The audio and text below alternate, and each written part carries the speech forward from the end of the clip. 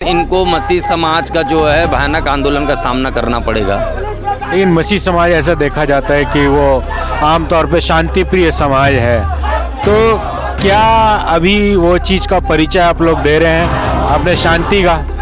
देखिए, हम लोग तो शांतिपूर्वक संवैधानिक आंदोलन जैसा यहाँ पर बैठ करके अपनी आवाज़ को संवैधानिक नारे के साथ में उठाए हुए हैं, लेकिन फिर भी हमको गाली दिया जाता है, फिर भी हमको उल्टा सीधा बोला जाता है, जो कि बहुत ही निंदनीय है। हम क्या उम्मीद रखें पुलिस प्रशासन से कि भाई हम पुलिस से तो यही उम्मीद रखते हैं कि हमारी सुनेंगे। क्या हमारे मन में हृदय नहीं है क्या? हम मनुष्य नहीं है क्या? हमारी जीने के अधिकार नहीं है क्या? हमें खुले मन से अपने प्रभु आराध्य यीशु मसीह को मानने का अधिकार नहीं है क्या?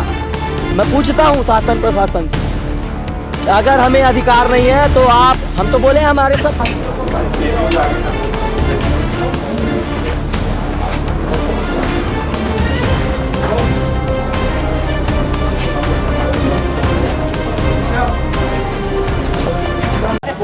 इस वक्त हम मौजूद हैं यहाँ पे खमतराई थाना जो रायपुर का है, वहाँ पे हैं हम लोग, और यहाँ पे बहुत संख्या में मसीही लोग दिख रहे हैं, क्रिश्चियन लोग दिख रहे हैं, और हम जानना चाहेंगे कि आज की घटना क्या है, किस प्रकार का ये माहौल बना और अभी ये परिस्थिति क्यों है।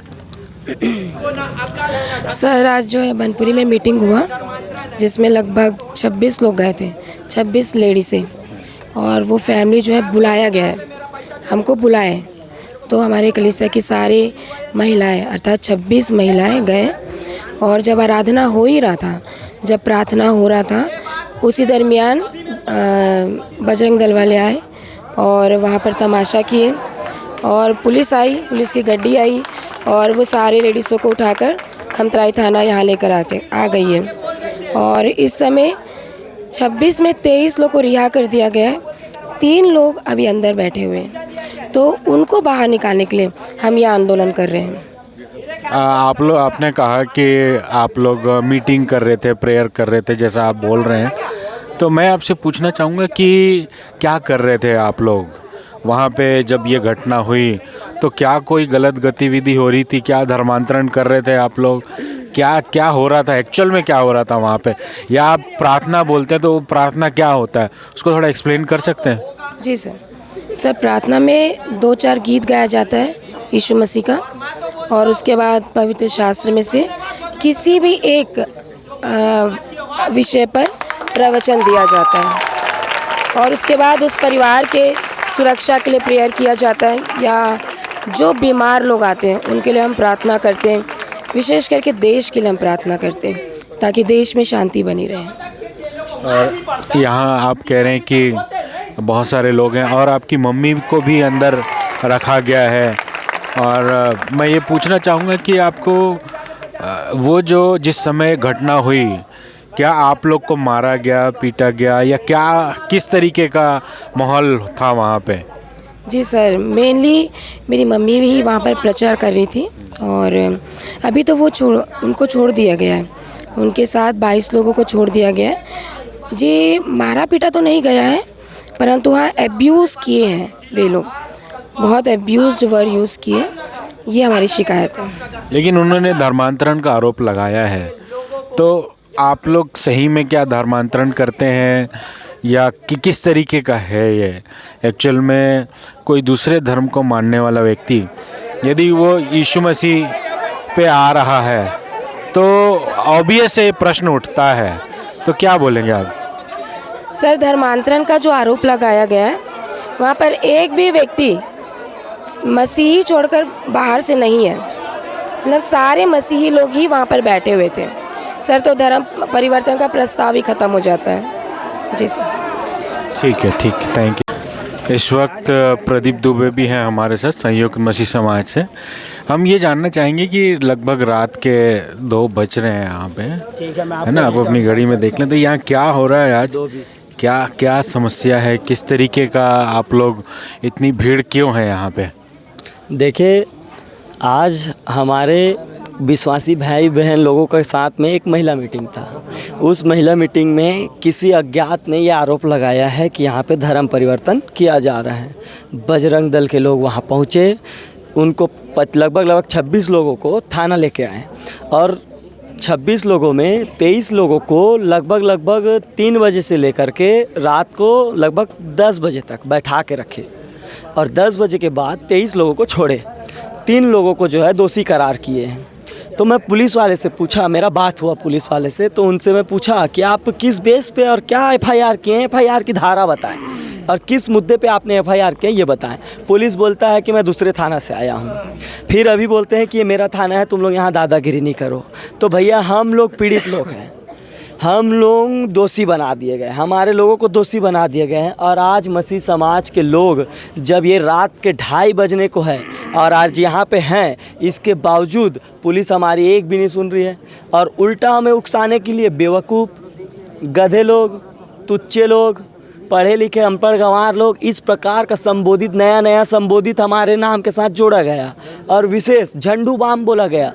मसीह समाज के लोगों को झंडू बाम बोला गया पुलिस अधिकारी के द्वारा में। यहाँ तक कि ये भी बोला गया कि थाना तुम्हारे बाप का नहीं। थाना तुम्हारी बाप का नहीं है, तुम क्या उखाड़ लोगे बोलते हैं पुलिस वाले।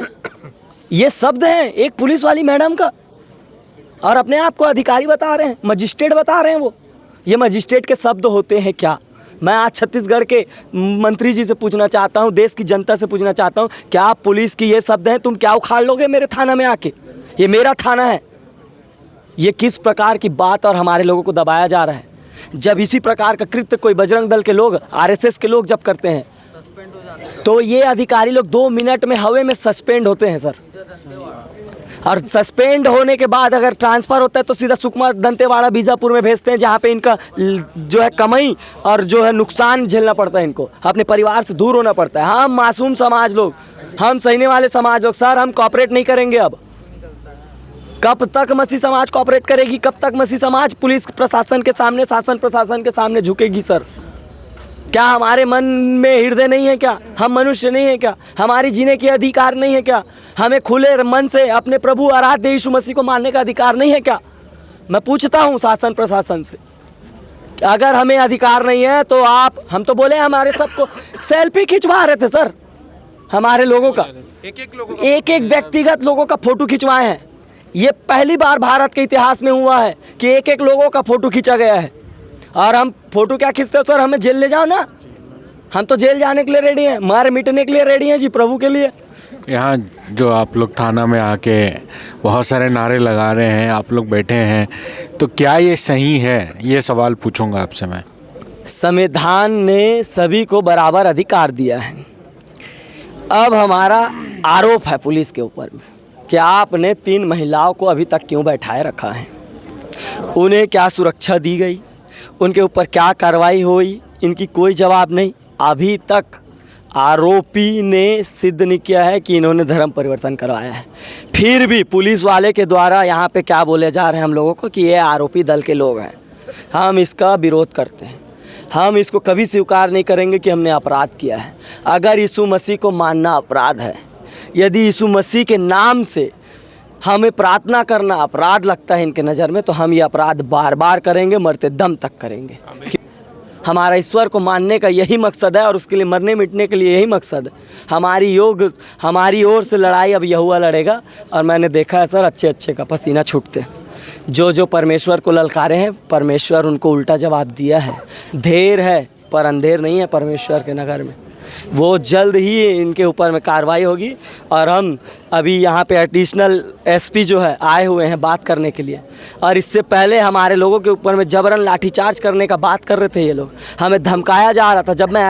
लेकिन ऐसा कहा भी जाता है कि मसीह समाज में शांति प्रिय लोग हैं, तो उसके विषय में क्या बोलेंगे? क्या आप जो बात कर रहे हो वो शांति प्रिय की बात है? आपने जो बात कही है ना सर, इससे मैं प्रभु यीशु मसीह का उदाहरण दे सकता हूँ इसमें। जब प्रभु यीशु मसीह यरूशलेम के मंदिर में पहुँचे ना, तो उन्हें क्रोधित होना पड़ा। क्रोधित होने का कारण ये था कि उसके पवित्र मंदिर को अपवित्र किया जा रहा था, वहाँ पे बिजनेस बना दिया गया था, वहाँ धंधा चल रहा था। इसलिए परमेश्वर के पुत्र प्रभु यीशु मसीह क्रोधित हुए।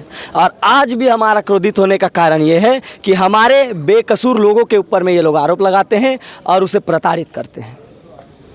तो क्या पुलिस के द्वारा विवेचना की गई, जांच की गई कि वास्तव में जो आरोप लग रहे हैं वो सही है कि नहीं है? आरोप झूठे हैं, ये बेबुनियाद आरोप है। आप लोग के साथ क्या हुआ था वहाँ पे जहाँ आप लोग कह रहे हैं कि प्रार्थना हो रहा था और बहुत सारे लेडीज़ों को लाया गया? क्या आरोप है, क्या प्रत्यारोप है, क्या है परिस्थिति, क्या है पूरा जो अभी हो रहा है वो किस तरीके से हो रहा है, आप बता सकते हैं? देखिए एक्चुअली क्या है ना, हम लोग जो प्रार्थना कर रहे थे घर में एक विश्वासी के यहाँ, तो प्रभु यीशु मसीह के नाम से कुछ बजरंग के विरोधी लोग आए और वहाँ पे क्या विरोध किए, जिसमें हमारे कुछ 26 लोगों बहनों को मतलब चर्च में क्या बोलते जेल में लेके आके मतलब जेल में डलवा दिए हैं। तो सिर्फ प्रार्थना कर रहे थे भाई, हमारी आशा हमारे प्रभु यीशु मसीह, तो हम प्रभु यीशु मसीह प्रार्थना कर रहे थे। और भी जैसे संसार के लोग जैसे अपने देवी देवता को करते हैं, वैसे हम अपने प्रभु यीशु मसीह को कर रहे थे। लेकिन उसी विषय में लेकिन आज तक वो अभी धर्म के नाम से उसको लाया गया, लेकिन धर्म का अभी तक खुलासा नहीं हुआ, जिसके हमारे लोग आज जेल में डाला गया है। जिसके लिए हम चाहते हैं कि वो बिना मतलब क्या कारण है जो उनको डाला गया हो वो हमको बताएं और अपने लोगों को हम कुछ मतलब बाहर जेल से निकाल दें। तो यहाँ पे जिन लोगों को लाया गया है, क्या वो लोग धर्मांतरित लोग थे? क्योंकि धर्मांतरण का आरोप लग रहा है, उसके विषय में क्या है? देखो धर्मांतरण तो कोई करता नहीं है, प्रभु यीशु मसीह जिसकी आस्था प्रभु यीशु मसीह में, प्रभु यीशु मसीह में। देखो मैं भी एक समय पाप में डूबा था, मैं भी गुजराती फैमिली से हूँ। पाप में डूबा था, 1:30 बजे फांसी लगा लिया 2021 में। मैं मरने की स्थिति में था। ऐसे ही मेरे को प्रभु यीशु मसीह के बारे में सुसमाचार पहुँचा, मेरे लिए प्रार्थना किए और मेरा जीवन बदल गया। जो मैं डिप्रेशन की आत्महत्या मतलब करने वाला था, और प्रभु ने मेरे को उससे छुटकारा दिया, है ना। तो ये धर्म वाली ऐसा कोई बात है ही नहीं। ये धर्म तो ऐसी की चीज़ है कि मनुष्य की बनाई चीज़ है, परमेश्वर ने कोई धर्म नहीं बनाया। लेकिन आज क्या है ना, लोग वो शैतान क्या है ना, लोगों को मन में डाल दिया ये धर्म के नामों से, और धर्म के नाम से लोगों को मरवा रहा है। आप अपने बारे में बता रहे हैं, क्या आप आत्महत्या करने वाले थे और आपने भी शायद इस बात को बोल रहे हैं कि आप भी आस्था रखते हैं? क्या आप भी धर्म परिवर्तन कर लिए हैं आप? देखिए धर्म मेरा बदला नहीं, मेरा मन बदला, जीवन बदला, है ना। मैं एकदम पाप में डूबा हुआ था, बहुत ज़्यादा मतलब पाप करता था, मतलब गंदे कामों में था, व्यभिचार में था और पाप में था, गुटखा खाता, नशा करता था, पाप में डूबा था। ऐसी प्रभु मतलब मैं आत्महत्या करने वाला था, हरिद्वार में नदी में कूद के मर जाऊँगा। रात को 1:30 बजे मेरा ये प्लान बन चुका था, मतलब और मतलब 1:30 बजे मैंने फांसी लगाई थी, जिससे 5 बजे मैं बेहोश था। फिर जैसे प्रभु यीशु मसीह बारे में मेरे को पता है, सुसमाचार पहुँचा, तो मेरे लिए प्रार्थना की, तो वहीं से मेरा जीवन बदल गया। इसलिए मैंने अपने प्रभु से जब से मैंने विश्वास किया, आज मैं प्रभु धन्यवाद, 5.5 साल मेरे को प्रभु में हो रहा है, जिससे प्रभु ने मेरे सारे जीवन को बदल दिया। मैं गुटखा खाता और भी मेरे शरीर के पाप थे, जो प्रभु ने मेरे को जीवन बदल दिया। आज मैं सुरक्षित हूँ। मैं आपसे पूछूंगा, आप सही जवाब देना मेरे को, कि बहुत सारे लोग इस बात को बोलते हैं कि वो मन परिवर्तन हुआ है, धर्म परिवर्तन नहीं हुआ, लेकिन आप पुराने धर्म की बात को तो नहीं कर रहे हैं ना अभी। अब आपकी आस्था का तरीका बदल गया है, तो इस पे क्या बोलेंगे आप? अब ऐसा है कि देखो पहले हम क्या अंधकार में थे, पाप में थे, सत्य को नहीं जानते थे। आज हमने सत्य को जाना, इसलिए प्रभु यीशु मसीह का वचन कहता है यूहन्ना 14:6 में, मार्ग सत्य जीवन में ही हूँ। क्योंकि हम जो यहाँ रहते हैं ये हमारा घर नहीं है, परदेश है, और स्वर्ग जाने की रास्ता है प्रभु यीशु मसीह। क्योंकि शरीर है मिट्टी है, जल के राख हो जाएगा। अंदर जो आत्मा है, आत्मा की मुक्ति हो, दूसरा मृत्यु वो है मतलब स्वर्ग जाने का रास्ता, वो है प्रभु यीशु मसीह। तो आज मैंने सत्य को जाना, सत्य मेरे को स्वतंत्र किया ये, और हम उसी को मानते हैं जिसने हमको और आपको हमको बनाया है, जो है प्रभु यीशु। एक ही उद्धार करता है जिसका नाम है प्रभु यीशु मसीह। देखिए आप जो यीशु मसीह को मानते हैं, आप भी मान रहे हैं, उनका कहना ये है कि जैसे आप बताए, आप मानते हैं तो कुछ ठीक हो जाता है ना। आप बोल रहे कि नशा दूर हो गया, बाकी चीज़ दूर हो गया, आप कह रहे हैं कि जीवन भी बिगड़ा हुआ तो वो भी ठीक हो गया। तो ऐसा क्या चीज़ है जो आप देखे और आप उधर चले गए? एक्चुअली देखो तो पहली चीज़ तो मेरे क्या है ना, मैं डिप्रेशन में चला गया था। 2021 में मैंने 1:30 बजे फांसी लगा लिया था और मैं 5 बजे तक बेहोश था और बहुत गंभीर हालत में था। मैं आपसे पूछ रहा हूँ, आप अपनी कहानी बताएं, लेकिन मुझे उस बात को जानना है जिस बात ने आपको दूसरे तरफ कर दिया। आपके अंदर क्या हुआ? ऐसा क्या काम हो गया? ऐसा क्या चीज़ हो गया कि आप कहीं और थे, कहीं और चले गए? एक्चुअली मैं सत्य को नहीं जानता था, आज मैंने सत्य को जाना है, जिसकी वजह से मेरा जीवन पूरा बदल गया है। आज भी मैं प्रकाश सोलंकी मेरा नाम है और आज भी मैं गुजराती फैमिली से हूँ, लेकिन एक समय पाप में डूबा था और प्रभु ने मेरे जीवन को बदल दिया। बहुत ज़्यादा मेरी मतलब जीवन पाप में था, तो प्रभु ने मेरे जीवन को बदला है। मैं आपसे पूछूंगा कि आप कहते कि आपका जीवन पाप में था, गलत बातों में था, आपके कहने के अनुसार, और अब आप वो सब नहीं करते हैं, है ना। मैं आपसे पूछूंगा, आपके अंदर जो है, आप पुरानी चीज़ों को तो नहीं कर रहे हैं, छोड़ दिए हैं, तो आपका धर्म परिवर्तन तो हो गया है ना? नहीं, धर्म कहाँ बदला है, मेरा जीवन बदला है भाई। धर्म तो देखो मनुष्य की बनाई चीज़ है, परमेश्वर ने कोई धर्म थोड़ी ना बनाया। धर्म तो मनुष्य ने बनाया है, परमेश्वर तो खाली मनुष्य को बनाया है, अपने स्वरूप और समानता में बनाया। इसलिए परमेश्वर हमें बनाया तो हमें आत्मा भी दिया और स्वर्ग नरक भी बनाया। तो आत्मा, हमारा आत्मा कभी नहीं मरता। अब आप मुझे बताइए, क्या धर्म और मानवता, इन दोनों का अंतर मेरे को बता पाएंगे? धर्म देखो, धर्म तो ऐसा है कि धर्म मतलब हम जो धर्म मतलब धार्मिकता है। और प्रभु यीशु मसीह धर्म नहीं धार्मिकता है। क्योंकि पहले हम क्या थे, लोगों को भलाई नहीं करते थे, लोगों की बुराई करते थे, नशा करते थे, झगड़ा करते थे, लोगों के विरुद्ध में बुराइयां करते थे, पाप में डूबे थे। लेकिन आज हम लोगों क्या करते हैं, लोगों की भलाई करते, प्रेम करते हैं। क्योंकि प्रभु यीशु मसीह का वचन कहता है, अपने दुश्मन से अपने प्रेम करो, अपने पड़ोसी से अपने प्रेम करो। हमने प्रभु यीशु मसीह ने जाना, प्रभु हमें प्रेम करना सिखाया है। तो क्या ये बात आपकी है कि आप जो यीशु मसीह आप कह रहे हैं प्रेम करना सिखाया, क्या ये ताकत है जिसने आपको बदल दिया? ये प्रभु की आत्मा है, वो है पवित्र आत्मा परमेश्वर, जो संसार नहीं जानती। जो पवित्र आत्मा परमेश्वर है वही हमें सिखाती है। जो आत्मा के 9 फल है, नम्र, दीनता, सहनशीलता, धीरज, संयम, बड़ाई, फिर वह शांति। ये आत्मा के 9 फल है। ये पवित्र आत्मा परमेश्वर जो हमारे अंदर आते हैं, वही हमें पाप से, मौत से, बीमारी से और ये सब चीज़ों से बचाते हैं। ठीक है, आप लोग क्या सोचते कितने बजे तक यहाँ बैठेंगे? नहीं, हमारे लोगों को अभी छोड़ देंगे तो हम अभी चले जाएंगे। क्या आप लोग अभी भी ये लगता है कि आप लोग को अभी छोड़ देंगे और चले जाएंगे? क्योंकि बहुत गहमा गहमी का माहौल यहाँ बन गया था। क्या आप लोग के लोग आक्रोशित हैं? देखो, बेगुनाह है ना, बेनबद पुलिस और प्रशासन के पास ये जवाब ही नहीं है तो किस कारण से उनको डाला गया, कोई कारण वो बता ही नहीं रहा, बेगुनाह है। तो हम ये चाहते कि जब बेगुनाह लोगों को हम डाले गए हैं तो वो उनको निकाल दें और हम वापस अपने घर की ओर चले। क्योंकि पुलिस के पास ये जवाब है ही नहीं किस कारण से उसको कहा, क्योंकि धर्मता वैसा कोई बात है ही नहीं। क्योंकि वो अपने घर में प्रार्थना कर रहे थे और लोग आए हुए थे जो प्रभु यीशु मसीह में आस्था रखे, जो प्रभु में विश्वास करते लोग आ रहे थे, वचन प्रभु के वचन को सुन रहे थे। और जिसमें धर्मांतर का आरोप लगाया गया, जिसने हमारे लोगों को 26 लोगों को जेल में लाया गया और जिसमें 22 लोगों को छोड़ दिए हैं और 23 लोगों को छोड़ दिए हैं, 3 लोग जेल में हैं। तो हम चाहते हैं कि जो हमारे लोग बेगुनाह हैं उन्हें मुझे छोड़ दें, तो हम अभी अपनी और अपने घर की ओर चले जाएंगे शांतिपूर्वक से। ठीक, थैंक यू। अभी हम खमतराई थाना में खड़े हुए हैं। यहाँ पे मसीह समाज के लोग काफ़ी संख्या में मौजूद हैं और हम जानना चाहेंगे कि क्या है स्थिति, क्या है बात, क्या है वजह। देखिए, यहाँ पर जो है कुछ हमारी महिलाएं, बहनें हैं, माताएं हैं, जो कि एक घर परिवार पे आमंत्रित करने के कारण में वो लोग प्रार्थना में गए हुए थे और वहाँ बुलाने पर ये लोग गए हुए थे। वो घर परिवार के लोग भी स्वीकार रहे हैं कि हम लोग प्रभु यीशु मसीह पर आस्था रखते हैं। इस कारण हम लोगों ने प्रार्थना के लिए हमारी बहनों का समूह को बुलाया था। वो लोग प्रेयर किए और वचन प्रचार हो रहा था उस समय। और उसी समय ये जो असामाजिक तत्व के गुंडे हैं, कुछ लोग घुसते हैं वहाँ पे, नाराबाजी करते हैं और हुल्लड़ मचाते हैं कि धर्मांतरण हो रहा है, धर्मांतरण हो रहा है। उसी चीज़ को देखते हुए वहाँ पर लॉ एंड ऑर्डर की स्थिति बिगड़ रही है करके पुलिस प्रशासन द्वारा क्या है PCR वैन ला करके हमारी बहनों को जो है थाना लेकर आया गया। 26 लोग 25 लोग लगभग थे। मेरा जब पुलिस प्रशासन से बात हुआ, थाना प्रभारी से, एडिशनल SP मैडम से, तो इन्होंने कहा कि हम क्या है छोड़ देंगे और आप लोग मत आइए क्योंकि लॉ एंड ऑर्डर की स्थिति बिगड़ जाएगी, आप लोग भी भीड़ आएंगे। तो और हम लोग बहुत सारे लोग, सैकड़ों लोग आ गए थे और हम लोग दूर में रह गए कि चलो पुलिस प्रशासन के ऊपर में हम भरोसा करते हैं। अब ये हुआ कि ये लोग 23 लोगों को लगभग छोड़े और 3 लोगों को यहाँ पर महिलाओं को बिठा करके रखे हैं।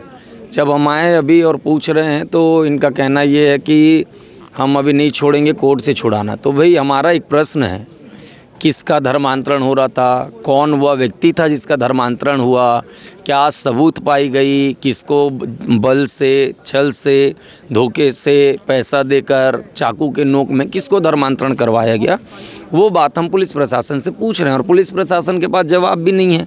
कोई शिकायत किया है बोलते हैं, तो शिकायत में तुम 3 महिला को थाना में रात भर बिठा दोगे, शिकायत में तुम धारा लगा के FIR कर दोगे और कुछ असामाजिक तत्व के गुंडे जिनके ऊपर में FIR है, विभिन्न प्रकार के गैर जमानती धारे लगे हैं, वो लोग तो खुले सांड की तरह घूम रहे हैं।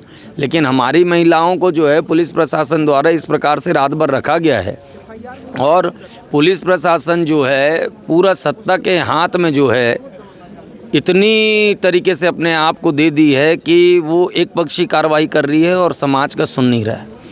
अभी जब हम लोगों ने देखा कि अभी तो मैं नहीं था थोड़ा देर पहले, लेकिन यहाँ पर कोई मैडम है, लामा मैडम करके, उन्होंने कुछ अपशब्द हमारे लोगों को यूज़ किया और उन्होंने बोला कि तुम्हारा बाप का जगह है क्या करके।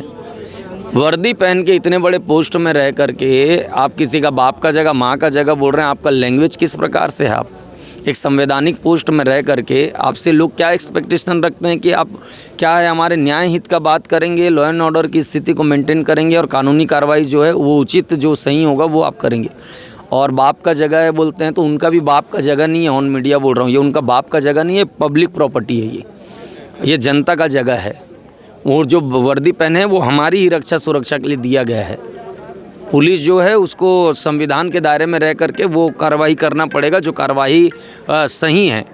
अन्याय करने पर उनके भी खिलाफ जो है हम लोग आवाज़ उठाएंगे। वर्दी पहन करके जो गुंडागर्दी ये लोग कर रहे हैं, ये बिल्कुल सही नहीं है। ये जो असामाजिक तत्व के गुंडे लोग हैं, लगातार इस प्रकार से जो है मसीह समाज को छत्तीसगढ़ में सताने का काम कर रहे हैं और हमारी आवाज़ को जो है आज जो है सरकार दबाना चाहती है, माइनॉरिटी की आवाज़ को। और इनको ST SC OBC अल्पसंख्यक लोग कभी भी नज़र नहीं आएंगे, वोट के समय नज़र आएंगे इनको। और मैं लगातार सरकार के सामने हमारे समाज की बातों को रख रहा हूँ। यदि सरकार अगर हमारी बात को इसी प्रकार से लेते रहेगी तो बहुत जल्दी एक भयानक आंदोलन छत्तीसगढ़ रायपुर राजधानी पर हम लोग करेंगे। तो जो आरोप लग रहा है धर्मांतरण का, आप कह रहे हैं कि उसमें जांच नहीं हुई और एक कार्रवाई होगी, आपके अनुसार एक पक्षीय कार्रवाई हो गई। लेकिन अभी आप लोग जब बात करते होंगे प्रशासन से, तो क्या प्रशासन जो है वो आपकी सुन रहा है या नहीं सुन रहा है? या आप लोग बहुत समय से कह रहे हैं कि आप लोग होम मिनिस्टर से मिलना चाहते हैं, CM से मिलना चाहते हैं, उसमें कहाँ तक आप लोग को सफलता मिली है या कहाँ तक आप लोगों की बात गई है? देखिए, गूंगी बहरी सरकार है। पहली बात तो अगर कोई व्यक्ति अगर गूंगा नहीं होता तो वो बोलता है, बहरा नहीं होता तो वो सुनता है। और हम लोगों ने लाखों हज़ारों की संख्या में आंदोलन किया है भाई, हज़ारों ज्ञापन हम लोगों ने सौंपा है। पूरे ज़िले से, कोने कोने से, सब जगह से ज्ञापन आया है। अभी तक सरकार क्यों नहीं सुन रही है हमारी बात को? और पुलिस प्रशासन तो कभी हमारे साथ कोऑपरेट कर ही नहीं रहा है। हमको अगर हम लोग उस समय आ जाते भीड़ के भीड़, तो लड़ाई झगड़ा मारपीट हाथापाई हो जाता। लेकिन हमको समझाइश दिया जाता है कि आप लोग मत आइए, क्योंकि हम लोग कर देंगे, छोड़ देंगे। और इस प्रकार से चुपके से अंदर से FIR कर दिया जाता है, धारा लगा दिया जाता है। अगर ये लोग हम लोग को कमज़ोर सोच रहे हैं तो इनका ख्याली पुलाव हटाना पड़ेगा, क्योंकि मसीह समाज भारत को और पूरे विश्व को बहुत कुछ दिया है। शायद वो मुझे वर्णन करने की आवश्यकता नहीं है। अब जो माइक पकड़े हुए हैं, कहीं ना कहीं आविष्कार इसका भी ईसाई समाज के लोगों ने, क्रिश्चियनों ने किया है। जो मोबाइल आप चला रहे हैं, लाइट हो गया, फेसबुक हो गया, इंस्टाग्राम हो गया, सब चीज़ वो जो है आप देखेंगे कहीं ना कहीं ईसाई समाज का, ईसाई क्रिश्चियन लोगों का हाथ है। अगर ये लोगों को इतना ही नफरत है तो अपने मोबाइल को फेंक क्यों नहीं देते हैं? इंस्टाग्राम, फेसबुक चलाना बंद क्यों नहीं कर देते हैं? आज सरकार इस प्रकार से आवाज़ को दबा रही है कि विभिन्न प्रकार की मीडियाएं हैं हमारे छत्तीसगढ़ में, लेकिन कोई हमारी आवाज़ को दिखाना नहीं चाहती है। कुछ तो सत्ता के चाटुकारिता में व्यस्त हैं और कुछ तो इतनी दलाली में संलिप्त हैं कि उनको चाहिए कि ईसाई समाज के खिलाफ कौन बोल रहा है, चाहे वो ईसाई समाज ही क्यों ना उनके खिलाफ बोल रहा हो, उनको पकड़ेंगे और उनसे अच्छे अच्छे बयान ले लेंगे ताकि वो मसीह समाज के खिलाफ बात करे और उन बयान को वो लोग चलाएंगे। क्योंकि ये दलाल मीडिया है, गोदी मीडिया है। और इस प्रकार से ये लोग जो कर रहे हैं, एक दिन इनको मसीह समाज का जो है भयानक आंदोलन का सामना करना पड़ेगा।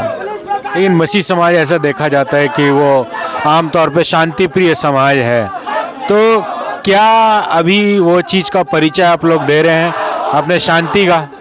देखिए, हम लोग तो शांतिपूर्वक संवैधानिक आंदोलन जैसा यहाँ पर बैठ करके अपनी आवाज़ को संवैधानिक नारे के साथ में उठाए हुए हैं, लेकिन फिर भी हमको गाली दिया जाता है, फिर भी हमको उल्टा सीधा बोला जाता है, जो कि बहुत ही निंदनीय है। हम क्या उम्मीद रखें पुलिस प्रशासन से कि भाई हम पुलिस से तो यही उम्मीद रखते हैं कि हमारी सुनेंगे, एक पक्षी कार्रवाई नहीं करेंगे। आज देश जिस दशा में हमारा राज्य जा रहा है वो देख करके बहुत दुख होता है। आज आप 10 साल 20 साल पहले जाएंगे, रमन सिंह की सरकार में भी अगर आप चले जाइए, उनके समय में ऐसा नहीं था। और बहुत शांति प्रिय तरीके से बहुत अच्छा विकास भी हुआ है।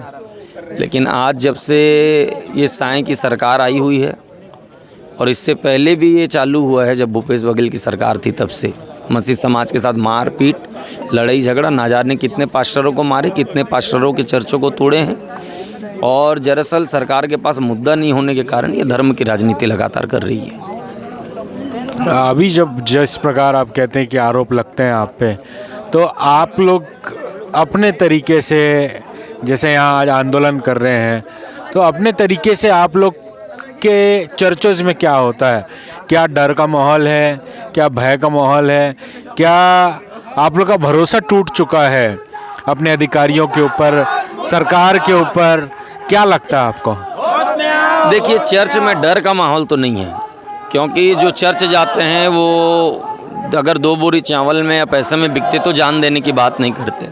दरअसल हम लोग डरते नहीं हैं। दरअसल हम ये चाहते हैं कि भाई किसी भी प्रकार से हमारे समाज के लोग को सताया ना जाए। ठीक है, आप घुस के चर्च में मारपीट कर रहे हैं, लड़ाई झगड़ा कर रहे हैं, किसी दिन कोई वहाँ पे आपको मार दिया तो फिर क्या करेंगे आप? फिर तुरंत आप उनको बोलेंगे कि ये लोग गुंडागर्दी करते हैं।